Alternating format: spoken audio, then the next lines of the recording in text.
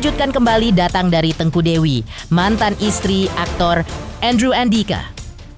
Dalam air mata dan kelelahan yang hampir tak tertahankan, Tengku Dewi yang telah resmi bercerai dari Andrew Andika akhirnya angkat bicara secara eksklusif kepada tim intens investigasi. Dalam pernyataannya, ia mengaku menyerah pada beban membesarkan 2 anaknya sendirian setelah pengadilan menetapkan kewajiban Andrew Andika untuk memberikan nafkah sebesar 20 juta per bulan nihil dilakukan. Ya, sejak lama menurut Dewi, kewajiban itu tak terpenuhi dengan konsisten. Dia pun memilih untuk bersuara lantang karena merasa tidak punya pilihan lain. Di sisi lain, melalui akun media sosialnya, Andrew Andika, bahwa ia tidak pernah melepaskan tanggung jawabnya terhadap anak-anak dan bahkan menyatakan akan memperjuangkan hak asuh agar anak-anak diasuh oleh ayah kandung, bukan oleh asisten rumah tangga dan babysitter, seperti yang ia tuduhkan kepada mantan istrinya. Bismillah, selama ini aib rumah tangga dan aib kehidupan saya dibuka berkali-kali, saya diam. Sedangkan sebaliknya, dia mempunyai aib dan kekurangan dalam berumah tangga dan aib kehidupan pribadinya saya tutup-tutupi. Dan tidak pernah saya membukanya dan menjelekkannya ke publik karena ini demi kesehatan mental dan kebahagiaan anak-anak saya ke depannya. Okelah, selama ini saya diam, tidak dilayani. Tetapi kalau anak-anak saya yang tidak dilayani dan selalu dijadikan konten demi keuntungannya, lalu dikembalikan lagi yang mengurus ke pembantunya, Papa akan berusaha memenangkan buat mengurus kalian, ya anak-anak, ujar Andre Andika. Selain itu, dalam pernyataan lain di media sosialnya, Andre menegaskan bahwa ia tidak pernah mengabaikan kewajiban sebagai ayah. Ia bahkan menilai tak pantas jika seseorang mencoba menghapus atau menjelek-jelekan niat baik yang sudah ia lakukan untuk anak-anaknya. Saya di sini nggak pernah lepas tanggung jawab sama anak-anak saya. Nggak baik kalau ngilangin rezeki dan ngilangin pemberian dari saya.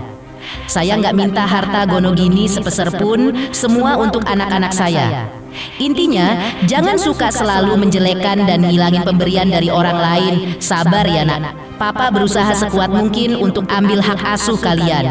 Biar kalian diurus sama Papa aja, biar nggak dikasih ke pembantu sama babysitter mulu, terang Andre. Jadi mungkin memang keadaannya mantan suami saya itu memang kayak nggak sebaik dulu, tapi saya menghargai niat baiknya dia gitu loh. Kalau untuk itu mungkin kan dia bisa ya bang ya untuk komplain ke pengadilan ya, maksudnya dia sanggupnya berapa itu kan nanti dia bisa ajukan dan saya menerima aja. Jadi di sini saya bukan berbicara kayak lo harus bayar 20 juta ya tiap bulan, enggak, tapi sampaikanlah keberatanmu ke pengadilan.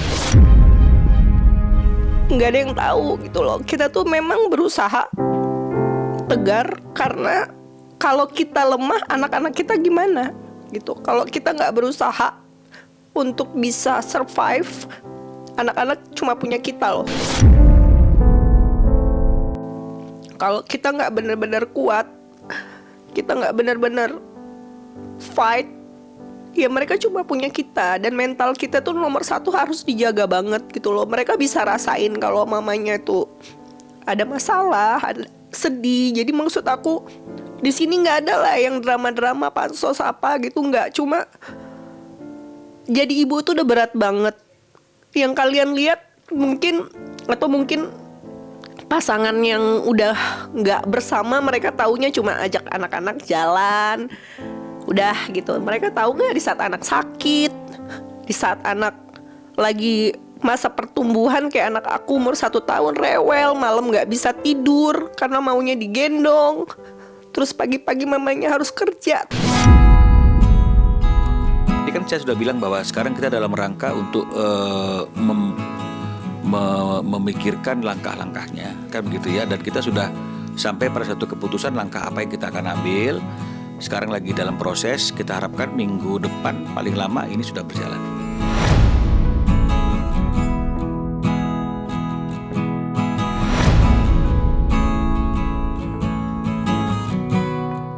Jadi jangan berpikir kayak, apalagi sampai ada omongan anak ditinggal terus sama babysitter, Lah terus kalau nggak bukan babysitter, cari duitnya gimana? Kamu nafkahin nggak?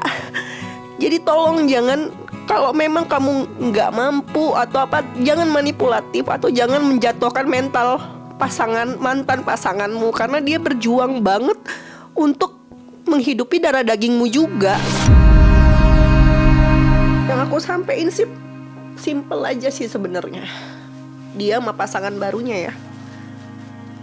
Ya satu buat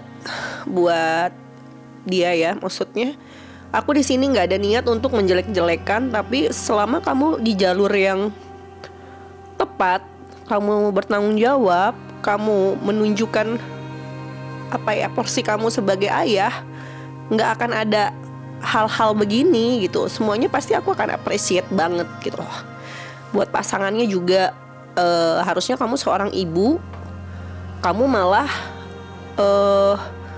kamu harusnya bisa menjaga perasaan anak-anakmu gitu loh. Apalagi anakmu juga seumuran kan sama Eshan gitu loh. Janganlah mengambil porsi yang bukan seharusnya atau ikut campur bukan yang porsimu. Kalau misalnya pasanganmu mau ketemu anak-anaknya, udah ngapain cemburu. Saya juga nggak akan, saya loh yang minta perceraian ini, bukan.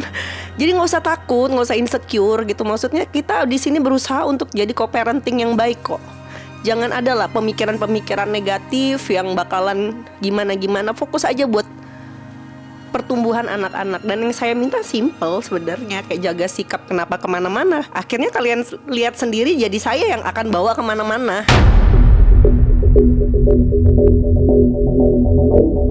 Pemirsa Intens Investigasi, jangan lupa saksikan terus Intens Investigasi. Dan pastikan, jangan lupa untuk like, subscribe, share, dan juga komen.